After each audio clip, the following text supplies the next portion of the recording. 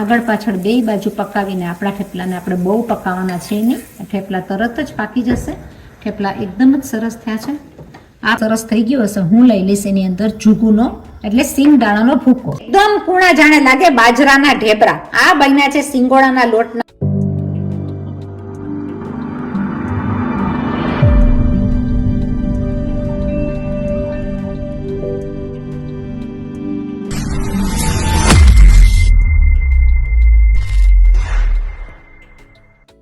લોટના થેપલા કરવા હું લઈ લઈશ અહીંયા 1 વાટકી સિંગોડાનો લોટ.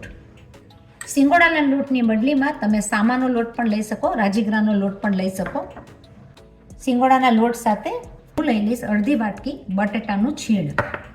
બાફેલા બટેટાને મેં છૂંદો કરીને લઈ લીધું છે, તો બાફેલા બટેટાને ખમણીને છૂંદો કરીને લઈ લઈશું.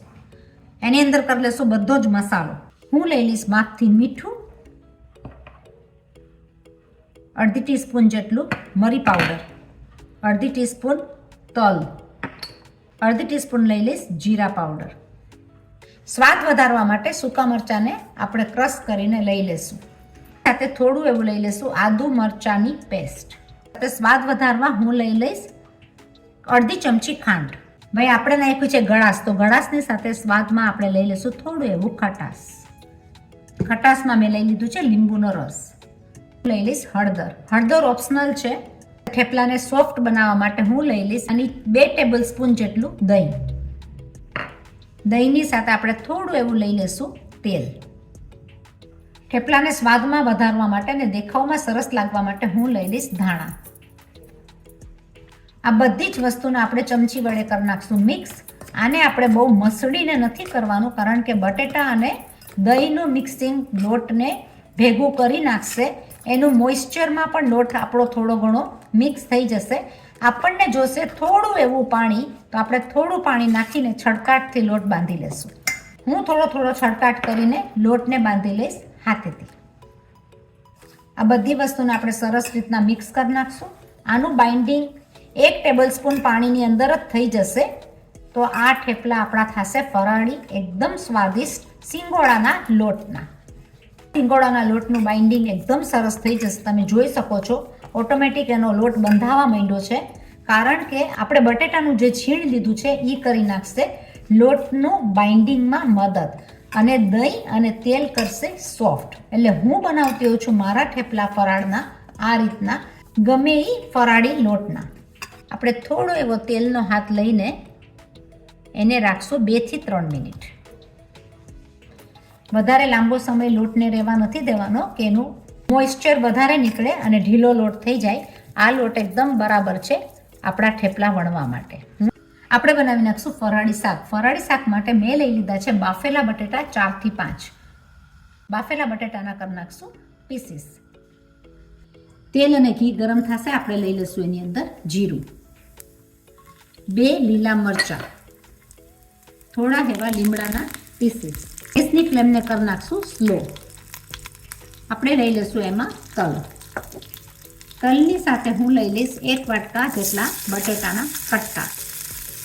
બધી વસ્તુને આપણે કરી નાખશું મિક્સ. સૂકું શાક ઘી અને તેલના વઘારના હિસાબથી સ્વાદ એકદમ સરસ આપતો હોય છે. આપણે કરી નાખશું બધો મસાલો. જોઈતા પ્રમાણમાં લઈ લઈશું મીઠું, સાથે લઈ લઈશું જીરા પાવડર. જીરા પાવડર સાથે 2 પિંચ જેટલું હું લઈ લઈશ તજ લવિંગનો ભૂકો. 2 પિંચ લઈ લઈશું મરી પાવડર. જોઈતા પ્રમાણમાં લઈ લઈશું આદુ મરચાંની પેસ્ટ.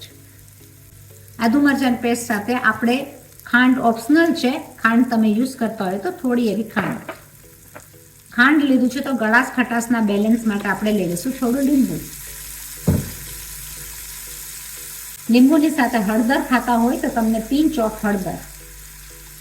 મરચાંની ભૂકી અને હળદર ઓપ્શનલ છે. હું લઈ લઈશ થોડી એવી મરચાંની ભૂકી.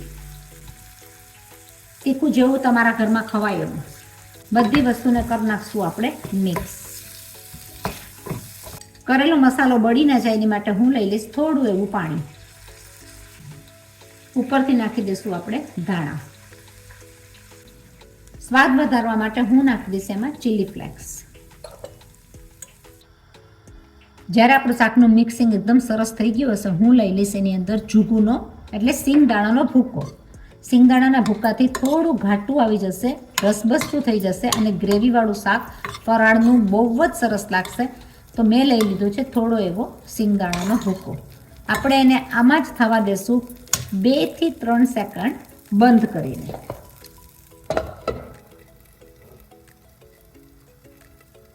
બે થી 3 સેકન્ડ બાદ આપણે જોશું સૂકી ભાજી આપણી બહુ જ સરસ થઈ ગઈ છે. મિક્સ પણ બહુ સરસ થઈ ગઈ છે, સિંગદાણાનો ભૂકો પણ બળી નથી ગયો અને આપણું આ શાક બહુ સરસ થઈ ગયું છે. સૂકી ભાજી સ્વાદિષ્ટ રેડી. તમે જોઈ શકો આપણો લોટ એકદમ જ સરસ રીતના મિક્સ થઈ ગયો છે. આપણે એના લઈ લઈશું લુવા. આપણા પાટલાની ઉપર થોડો એવો લોટનો છડકાટ મારીને આપણે વણી નાખશું આપણા થેપલા. આપણે થોડા આપણા હાથે, કારણ કે આ બધા જ લોટમાં વર્ક નથી હોતો એટલે આપણે ધીમે ધીમે આપણા હાથેથી કરીને હાથેથી થોડું દબાવી લોટનો છડકાટ કરીને આપણે કરી નાખશું ધીમા હાથે થેપલા. આ થેપલાની અંદર ચિકાસ ન હોવાથી તૂટતા જશે, તો આપણે એની ધારને થોડી કરીને દબાવી દઈશું. આ પાણીવાળો હાથ લઈને તમે એને પ્રેસ કરી શકો. આપણા થેપલાનો જેટલો લોટવાળો ભાગ છે એટલો બધો ખંખેરીને આપણે કરી નાખશું તવી ઉપર મસ્ત મજાના થેપલા. તમે જોઈ શકો આપણા થેપલા પર બહુ સરસ મજાની દાજ આવી ગઈ છે. તો હું લઈ લઈશ ઘી અને તેલનું મિક્સિંગ.